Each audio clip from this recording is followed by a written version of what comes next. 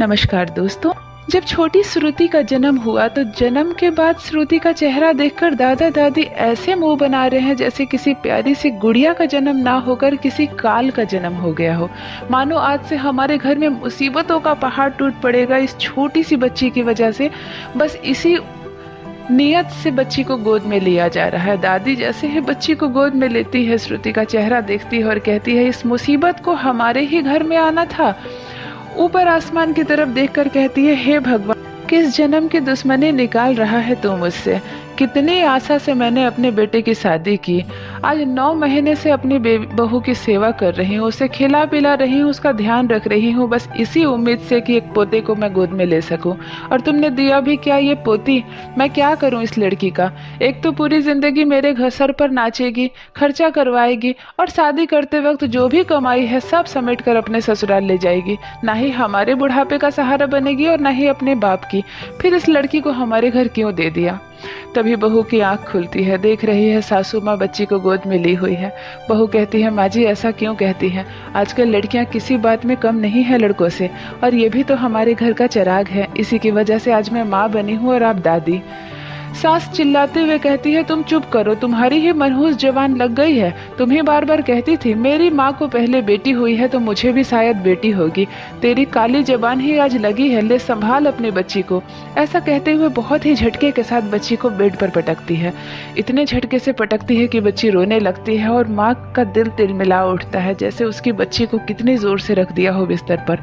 माँ बच्ची को गोद में समेटकर आंखों में आंसू भरकर अंदर ही अंदर सहम जाती है कि जाने दो, जो हुआ है बच्ची का जन्म तो हो गया। कुछ दिन के बाद ही मीरा को डिस्चार्ज करवाकर घर ले जाया जाता है। बच्ची के साथ बच्ची का श्रुति नामकरण किया जाता है।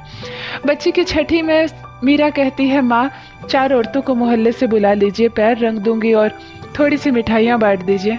सासू माँ कहती है, हाँ तुमने बेटे को जो जन्म दिया है, पोता हुआ है मेरे घर में जो मिठाइयाँ बटेगी। कोई छठियारी नहीं मनेगी इस घर में। छठियारी तो क्या, आज के बाद कोई खुशियाँ भी नहीं मनेगी। जब तक तुम एक बेटे को जन्म नहीं दोगी, तुम्हें भी नहीं ध्यान दिया जाएगा और तुम्हारी बच्ची को भी नहीं। तुम अपनी बच्ची को लेकर ऊपर वाले कमरे में चली जाओ और कोशिश करना मेरे सामने ज्यादा मत आना। मीरा सहम से जाती है, पर उसे श्रुति से बेहद प्यार है। श्रुति की नाजुक उंगलियों को, छोटी सी मासूम चेहरे को जब भी छूती है मीरा, देखती है उसे, तो उसे अपना ही रूप उसमें दिखता है।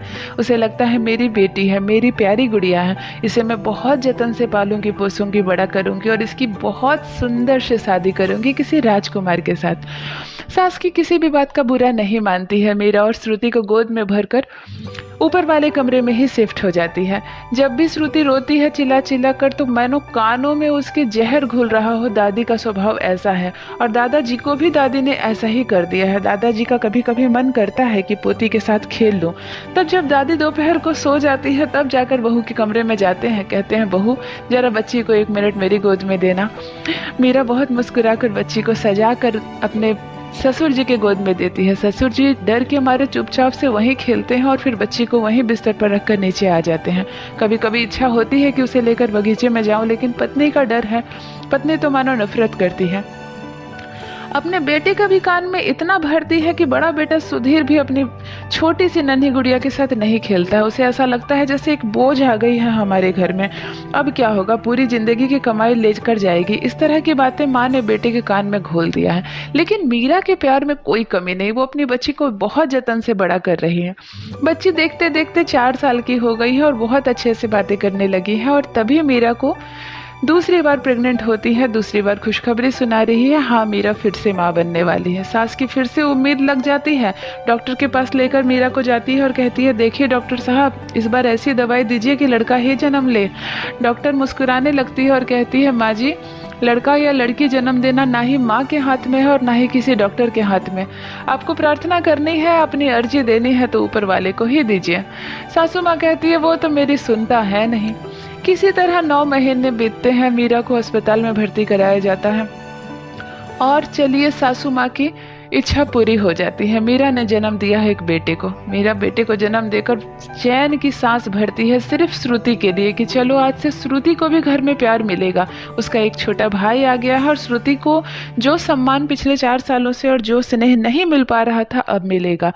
छोटे भाई के जन्म के बाद तो श्रुति की खुशी का ठिकाना नहीं। माँ ये मेरा बाबू है, माँ ये मेरा भैया है, इस तरह कह के श्रुति अपने छोटे भाई को सीने से लगा लेती है, बहुत प्यार करती है और किसी को हाथ लगाने नहीं देती है। दादी जब पोते को गोद में उठाने लगती है तो श्रुति कहती है नहीं दादी ये मेरा भैया है, तुम इसे गोद में मत लो। दादी कहती है अरे जा, तुझे तो कुछ साल के बाद हम तेरे ससुराल विदा कर देंगे, तेरा ये भैया ही रह जाएगा हमारे बुढ़ापे का सहारा। छठियारी बहुत धूमधाम से मनाई जाती है। मोहल्ले की 4 औरतें नहीं पूरे मोहल्ले को निमंत्रण दिया जाता है। मिठाइयाँ बंटती है, नाश्ता पानी चलता है, बहुत लोग गिफ्ट लेकर भी आए हैं और बहुत खुशहाली हो जाती है। मानो 4 सालों के बाद ऐसी खुशहाली मनाई गई है घर में। पति भी बेहद खुश है। अब तो बेटे के साथ खेलते खेलते कभी कभी दफ्तर भी नहीं जाते हैं, बच्चे के साथ इतना व्यस्त हो जाते हैं। पर श्रुति की तरफ अभी भी किसी का ध्यान नहीं है। देखते देखते साल पुर जाता है और छोटे बेटे गन्नू का जन्मदिन आ जाता है। जन्मदिन की खूब तैयारियां हो रही है। 2 दिन पहले से ही डेकोरेशन वाले को कहा गया है कि पूरे घर में फूल, बलून और रंगीन कपड़े बांध दिया जाए। गाना बजाना भी होगा और बहुत बड़ी पार्टी होगी। श्रुति कहती है मम्मी ये क्या हो रहा है? मीरा कहती है बेटा तेरे भाई का जन्मदिन है। श्रुति कहती है हाँ, फिर मेरा जन्मदिन क्यों नहीं मनाती हो? मेरी सहेलियां भी कहती है कि उनका भी जन्मदिन होता है, बर्थडे होता है। मम्मी तो मेरा जन्मदिन क्यों नहीं मनाती?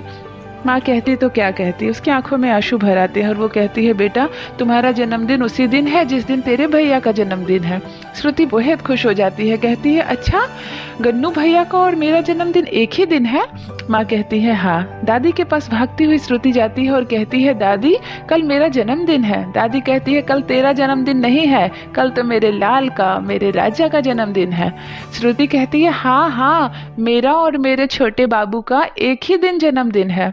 दादी समझ जाती है माँ ने इस पगली को दिल बहलाने के लिए कुछ बोल दिया होगा।